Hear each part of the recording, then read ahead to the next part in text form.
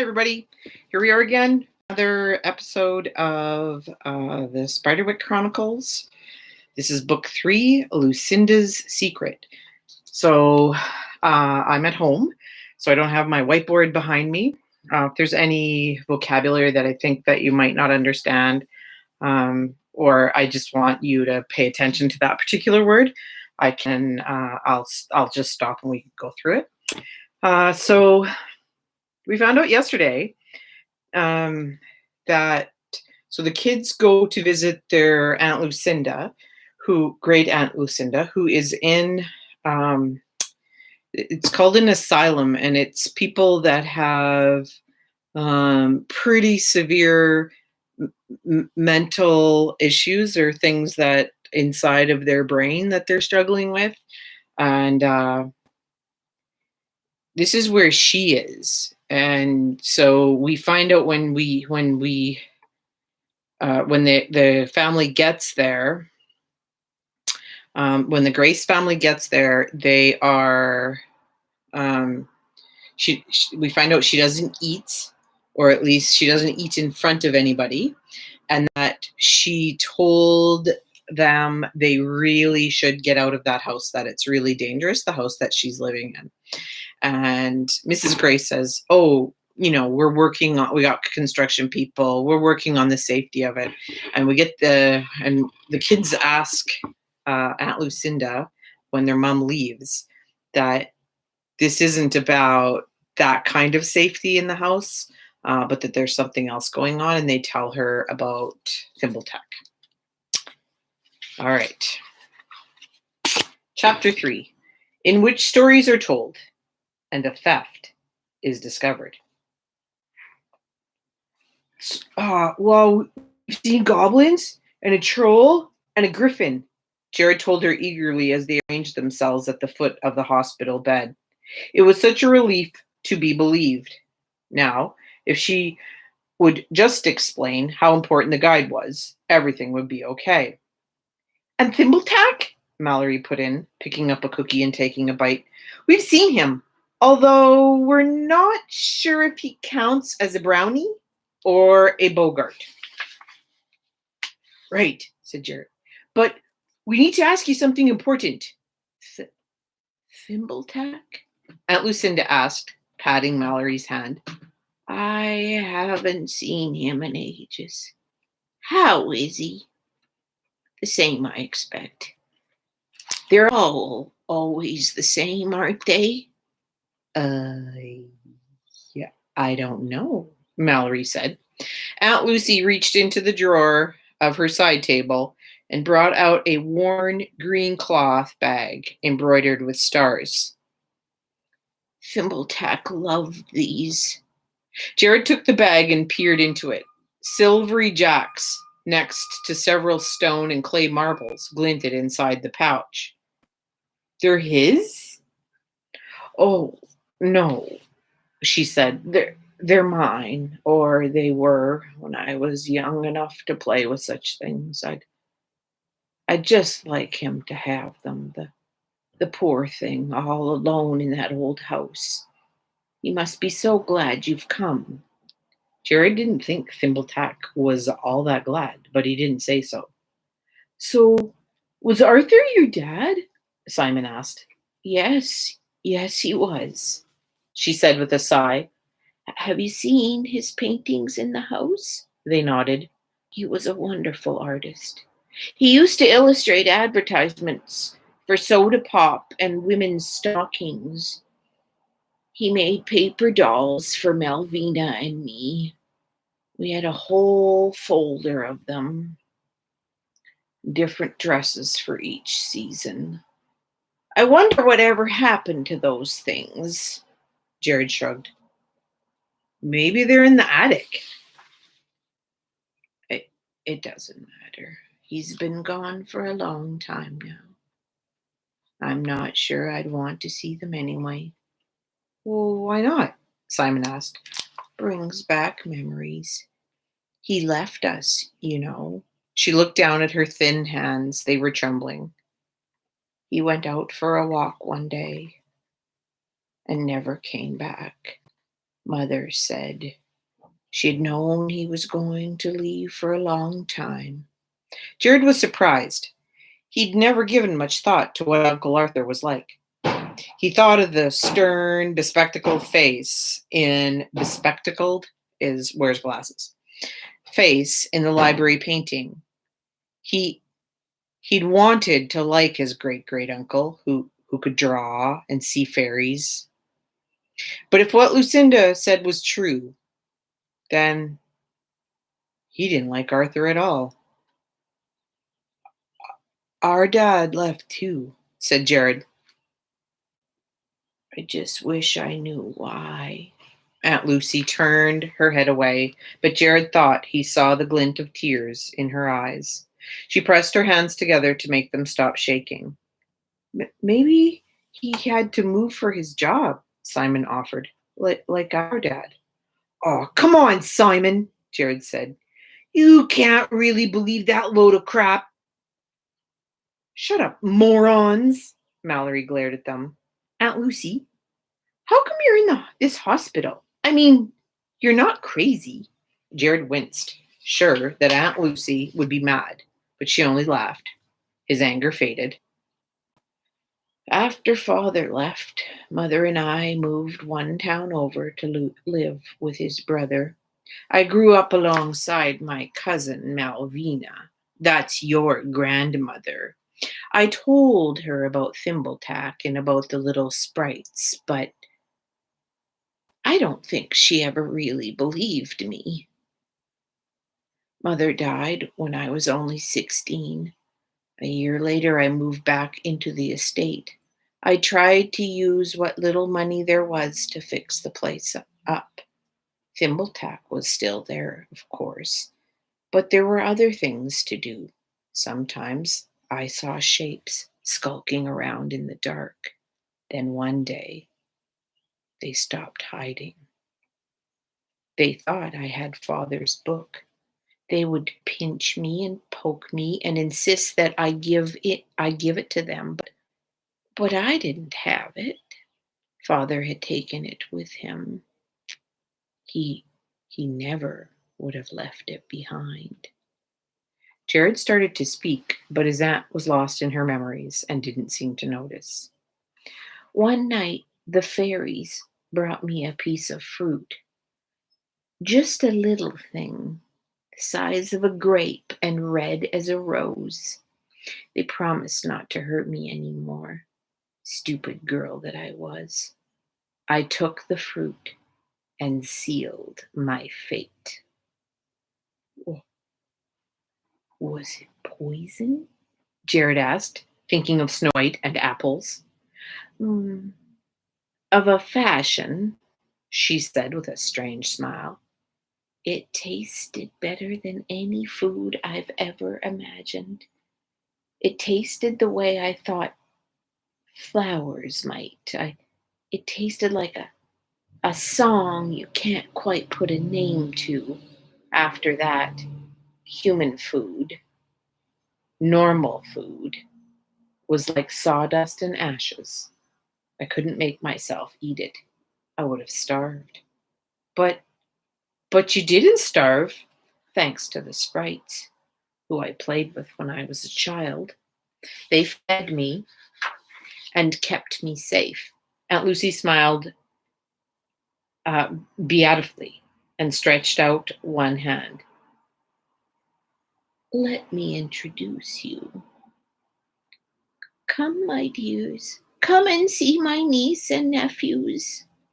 There was a buzzing outside her open window, and what had seemed like floating dust in the sunlight suddenly became creatures the size of walnuts, whirring on iridescent, see-through, iridescent wings. They alighted on the old woman, tangled in her white hair and crawling up the headboard. Aren't they darling? Their aunt asked. My sweet little friends. Jared knew what they were. Sprites, like the ones in the woods. But that didn't make it any less eerie to watch them swarm over his aunt. Simon, however, seemed transfixed. There's that word again that we had yesterday, transfixed. He's like glued to the fairies. Mallory spoke, breaking the hush that had settled over them. I still don't understand. Who put you here? Oh, yes, the hospital, said Aunt Lucy. Well, your grandmother Malvina became convinced I wasn't well. First, she saw the bruises and then the lack of appetite. Then something happened. I don't want to frighten you. No, that's not quite true. I do want you to be frightened. I want you to understand how important it is for you to get out of that house. See these marks? The old woman held out one thin arm. Scars ran deep in her flesh. Simon gasped. Late one night, the monsters came. Little green things with horrible teeth held me down, while a giant one questioned me. I struggled, and their claws scraped my arms and legs. I told them there was no book, that my father had taken it, but nothing I said made any difference. Before that night, my back was straight ever since. I've walked hunched over. The marks were the final straw for Malvina. She believed I was cutting myself. She couldn't understand. So she sent me here. One of the fairies, clad only in a spiky green seed pod, flew close and dropped a piece of fruit on the blanket near Simon. Jared blinked. He had been so wrapped up in the story he'd nearly forgotten about them. The fruit smelled of fresh grass and honey and was enclosed in a papery skin, but underneath Jared could see the red flesh. Aunt Lucinda stared at her, and her lips began to tremble. For you, said the little fairies in a unified whisper. Simon picked up the fruit and held it between his fingers. Don't do it, Simon. My goodness. Weren't you listening to Aunt Lucinda? You're not going to eat it, are you? Jared asked. Just looking made his mouth water. Of course not, said Simon, but his eyes gleamed greedily. Oh, he wants it. Don't, said Mallory. Simon brought the fairy fruit closer to his mouth, still turning it. One bite. Just one little taste. It wouldn't hurt, he said softly. Aunt Lucinda's hand shot out and plucked the fruit from Simon's fingers. She popped it into her mouth and closed her eyes. Hey, said Simon indignantly, jumping up. Then he looked around disorientated. What just happened? Jared looked at their great aunt. Her hands were shaking, even as she clasped them in her lap. They mean well, she said. They just don't understand the craving.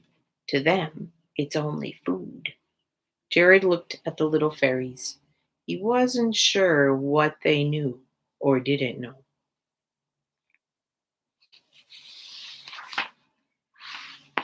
By now you see why the house is too dangerous for you children. You must get your mother to understand, to leave. If they know you're there, they'll think you have the guide, and they will never leave you in peace.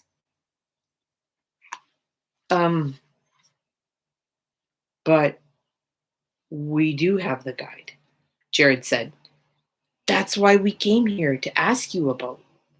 Aunt Lucy gasped. You can't possibly. We followed the clues in the library, Jared explained. See? She does think we should get rid of it, Mallory said. The library? That means... Aunt Lucy looked at him with dawning horror. If you have the guide, you have to get out of the house immediately. Do you understand me? The guide's right here. Jared unzipped his backpack and took out the towel-covered book. But when he unwrapped it, the field guide wasn't there. They were all looking down at an old, worn copy of a cookbook, Microwave Magic. Jared turned to Mallory. You stole it! He dropped the backpack and went at her with both fists. Jeesh. Chapter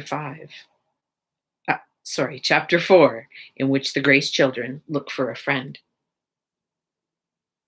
Jared pressed his face up to the car window and tried to pretend that he wasn't crying.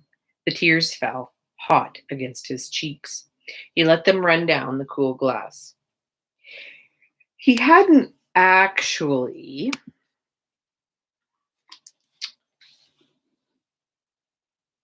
hit Mallory. Simon had grabbed his arms while Mallory kept insisting that she hadn't taken the guide. All the shouting had brought their mother in. She had dragged them out of there with lots of apologizing to the nurse and even to Aunt Lucy, who had to be sedated. On the way to the car, his mom told Jared he was lucky the people at the institution didn't lock him up. Jared, Simon whispered, putting his hand on his twin's back. What? Jared mumbled without turning. Maybe Thimbletack took it. Jared swirled around in his seat. His whole body went tense. The moment he heard it, he knew it had to be true. It was Thimbletack's latest prank and his best revenge. His insides felt as though they'd been splashed with ice water. Why couldn't he have figured that out for himself? Sometimes he got so angry that it scared him. It was like his mind went blank and his body took over. When they got home, he slid out of the car and sat down on the back steps instead of going into the house with his mother. Mallory sat down beside him. I didn't take it, she said. Remember when we believed you? Now, you better believe me. I know, Jared replied, looking down. I think it was Thimbletack. I'm sorry. You think Thimbletack stole the guide? She asked. Simon figured it out, said Jared. It makes sense. Thimbletack keeps playing pranks on me. This is just the worst one yet. Simon sat down next to Jared on the stairs. It'll be okay. We'll find it. Look, Mallory said, picking at the hem of her sweater where a thread had unraveled. It's probably for the best. No, it's not, Jared said. Even you should see that. We can't give back what we don't have. The fairies didn't believe Aunt Lucinda when she said she didn't have the book. Why would they believe us? Mallory scowled and didn't answer. I was thinking, Simon said. Aunt Lucy said that her dad abandoned them, right? But if the field guide was still hidden in the house, maybe he didn't leave on purpose. She said he would never take off without it. Then how come the book was still hidden? Jared asked. If fairies captured him, he'd have told them where it was. Maybe he split before any fairies could catch him, Mallory said. Let Lucy catch all the heat. Maybe he knew about the giant thing. Arthur wouldn't do that, Jared said. As soon as he said it, however, he wondered if it was true. Come on, said Simon. We're never going to figure this out. Let's go visit Byron. He's probably hungry again, and it will get our minds off the guide. Mallory snorted. Yeah. Visiting a griffin living in our barn will definitely make us forget all about a book of supernatural creatures. Jared smiled vaguely. He couldn't stop thinking about the book, about Aunt Lucy and Arthur, and about himself and Mallory and the anger he didn't know what to do with. Jared looked over at her. I'm sorry I tried to hit you. Mallory ruffled his hair and stood up. You hit like a girl anyway. I do not, Jared said. But he got up and followed her and Simon with a grin. An old, yellowed piece of paper was lying on the kitchen table. Jared took a step closer. A poem had been scribbled on it. "Thimbletack," Jared said. "Rash child who thinks he's smart, wondering about your book. Maybe I'm tearing it apart or hiding it where you won't look." "Wow, he's really mad," said Simon. Jared was torn between relief and horror. The book was with Thimbletack. But what had he done with it? Had it really been destroyed? "Hey, I know," Mallory offered hopefully. "Aunt Lucy's Jackson marbles. We could leave them for him." "I'll write a note." Simon turned over the paper and scrawled something on the back. "What does it say?" Mallory asked. "We're sorry," read Simon. Jared eyed the note skeptically. "I'm not sure if that and a bunch of old toys will be enough," Simon shrugged. "He can't stay mad forever." Jared was afraid he could do exactly that. Byron was sleeping when they went to check on him, his feathery sides heaving with each breath. His eyes darted back and forth beneath shut lids. Simon pointed out that they probably shouldn't try to wake him, so they left another plate of meat by his beak and walked back to the house. Mallory suggested a game, but Jared was too nervous to do anything except try to figure out where Thimbletack could have hidden the guide. He paced the living room, trying to think. Maybe it was like a riddle with a way to solve the puzzle. He thought about the note again, turning it over in his mind, looking for clues. "It can't be inside the walls," Mallory said, cross-legged on the couch. "It's too big. How could he get it in there?" "There's lots of rooms we've never even been in," Simon said, perching next to her. "Lots of places we haven't looked." Jared stopped mid-stride. "Wait, what about right in front of us?" "What?" asked Simon. "In Arthur's library. There are so many books up there, we would never notice it." "Hey, that's true," Mallory said. "Yeah," said Simon. "And even if the guide isn't there, who knows what else we'll find?" The three went upstairs to the hall and opened the closet door. Crouching down, Jared crawled through the secret passage underneath the lowest shelf and made his way into Arthur's library. The walls were lined with bookshelves, except for where a large painting of their great uncle Hood hung. Despite their many visits to the library, dust still covered most of the bookshelves, a testament to how few of the volumes had been inspected closely. Mallory and Simon scrambled in behind him. "Where do we start?" Simon asked, looking around. "You take the desk," Mallory said. "Jared, you take that bookshelf, and I'll take the one over here." Jared nodded and tried to brush off some of the dust on the first shelf. The books were as strange as he remembered from the previous trips to the library. Physiognomy of wings. Impact of scales on musculature. Venoms of the world and details of Dragonite. When Jared had first looked at them, however, there had been a kind of awe that was absent now. He felt numb. The book was gone. Thimbletack hated him, and Arthur wasn't the person he'd imagined. It was a cheat. All this magic. It seemed so great, but underneath, it was just, as disappointing as everything else. Jared glanced over at the painting of Arthur hanging on the wall. He didn't even look nice to Jared anymore. The Arthur in the painting was thin-lipped with a crease between his brows that Jared now figured was annoyance. He was probably thinking about leaving his family, even then.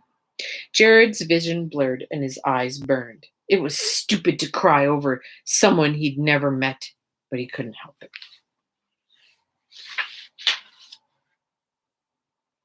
"Did you sketch this?" Simon called from the desk. Jared wiped his face against his sleeve, hoping his twin didn't notice the tears. Just toss it. No, said Simon. It's good. It really looks like Dad. Learning how to draw had been another stupid idea. All it had done was get him in trouble at school for doodling instead of working. He walked to the desk and tore the drawing in half, crumpling it in his fists. Just toss it! Guys, Mallory said, come here.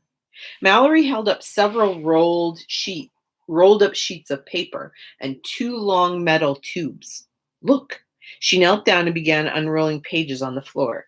The boys crouched around. There, sketched in pencils and painted in watercolors, was a map of their neighborhood. Some places didn't seem quite right. There were more houses and more roads now, but there were a lot of places they still recognized.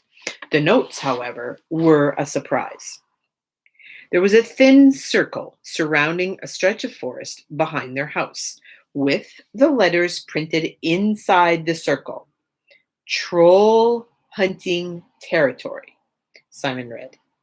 Mallory groaned. Oh, if only we had had this before. Along a stretch of road near an old quarry, dwarves was written, while a tree not far from the house was clearly marked sprites. The strangest thing, however, was a note on the edge of the hills, close to their house. It looked like it had been written hastily, as the handwriting was sloppy. It read, September 14th, 5 o'clock. Bring the remains of the book. What do you think it's about? Simon asked. Could the book mean the field guide? Jared wondered aloud. Mallory shook her head. Could be, but the guide was still here. They looked at each other for a moment in a silence. When did Arthur disappear? Jared finally asked. Simon shrugged. Probably only Aunt Lucy would remember. So, either he went to the meeting and never came back, Mallory said, or he took off and never went to the meeting at all. We have to show this to Aunt Lucinda, Jared said. His sister shook her head.